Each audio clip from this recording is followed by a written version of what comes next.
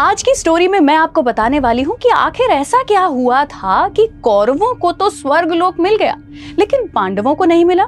That's right, except for Yudhishthir, हमारे चारों पांडव और द्रौपदी को स्वर्गलोक नहीं बल्कि नरक में जगह मिली थी। आज इसी की स्टोरी आपको बताते हैं। हाय, मैं हूँ रुचि और ये है स्टोरियां बाय रंगीली रुचि। तो सबसे पहले तो ये क्लियर करते हैं कि कौरवों को स्वर्गलोक में जगह आखिर क्यों मिली। देखिए, उस समय पर ना एक ऐसा रूल हुआ करता था कि बैटल फील्ड में एज अ वॉरियर जो अपनी जान गवाएगा उन्हें वैसे भी स्वर्गलोक मिलना ही था। एंड दैट टू अगर कुरुक्षेत्र के वॉर फील्ड में, बैटल फील्ड में किसी की जान गई है जैसे कि सभी कौरवों की गई थी, तो ये लिखा हुआ था कि आप अपनी जगह स्वर्गलोक में बना लेंगे। एंड दैट इज हाउ सभी कौरव जो हैं वो स्वर्गलोक में थे। लेकिन पांडवों को स्वर्गलोक में जगह क्यों नहीं मिली, चलिए आपको बताते हैं। तो हस्तिनापुर पर सक्सेसफुली राज करने के 36 साल के बाद जब युग बदलने वाला था, तब भगवान श्री कृष्ण ने कहा कि अब वो तो नहीं रह सकते इस धरती पर। तो जब भगवान श्री कृष्ण ही चले गए थे, उसके बाद में सभी पांडवों ने भी डिसाइड किया कि अब उनकी भी बारी आ चुकी है कि वो भी आगे बढ़े। तो अपनी पूरी की पूरी प्रजा को, अपने पूरे के पूरे देश को, राज्य को परीक्षित के हाथों में दे करके, जो कि अर्जुन का ग्रैंड चाइल्ड था, उसके हाथ में दे करके सभी पांडवों ने ये डिसाइड किया अलोंग विद द्रौपदी वो कैलाश पर्वत की तरफ जाएंगे, क्योंकि ये माना जाता था कि जो भी इंसान कैलाश पर्वत के एंड तक पहुंच जाएगा वहां पर उसे वैकुंठ धाम मिल जाएगा, यानी कि स्वर्ग लोक के दरवाजे वहां पर उसके लिए खुल जाएंगे। तो जब सभी पांडवों ने द्रौपदी के साथ में इस सफर की शुरुआत की, तो क्या आपको पता है, सबसे पहले वो इंसान जो कि गिर करके नहीं रही थी और स्वर्गलोक तक नहीं पहुंच पाई थी, वो कहते हैं कि द्रौपदी थी।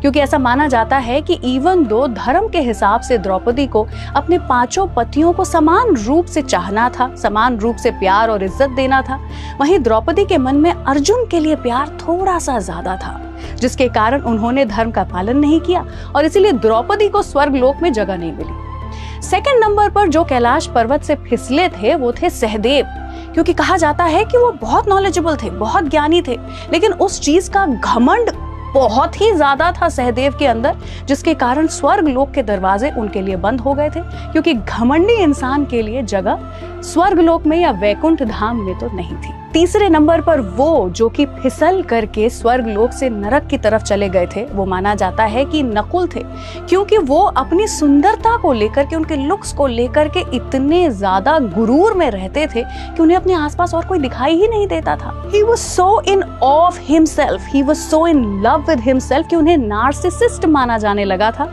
और इसीलिए जिसे खुद से इतना ज्यादा प्यार हो उसके लिए कहते थे कि स्वर्ग में कोई जगह नहीं है। अगले नंबर पर वो जो कि कैलाश पर्वत से फिसले थे और स्वर्ग में अपनी जगह नहीं बना पाए थे, वो थे अर्जुन, जिसे देख करके सभी लोगों को एक्चुअली काफी हैरानी हुई थी, क्योंकि अर्जुन ने तो इतने स्किल्स हासिल करके रखे थे and he was the best at them. लेकिन वहीं पर उसे अपने स्किल्स पर कुछ ज्यादा ही कॉन्फिडेंस बढ़ गया था कि उसे ओवर कॉन्फिडेंस कहा जा सकता था। इस लेवल पर आ गया था अर्जुन कि उसने एक बार खुद हनुमान जी को चैलेंज कर दिया था, और इसी चीज के चलते अर्जुन के लिए भी स्वर्ग लोक के दरवाजे बंद हो गए थे। और लास्ट नंबर पर आया था भीम, जिसको कि कहते हैं कि खाने पीने का इतना ज्यादा शौक था कि अपेरेंटली वो अपने आसपास के सभी लोगों का भी खाना खा जाया करता था, जिसके कारण कई सारे लोग थे जो कि भूखे ही रह गए थे। एक और कहानी में ये भी कही जाती है कि शायद भीम को अपने दुश्मनों को मारने में, तड़पते हुए देखने में मजा आता था, जो कि शायद एक कर्म युद्ध में जरूरी था लेकिन इंसानियत के खिलाफ था, और इसलिए भीम को भी स्वर्ग लोक में, वैकुंठ धाम में जगह नहीं मिल पाई। आखिरी इंसान जो कि स्वर्ग लोक तक पहुंच पाए थे पांडवों में से, वो थे युधिष्ठिर, जिनको कि धर्मराज कहा जाता था।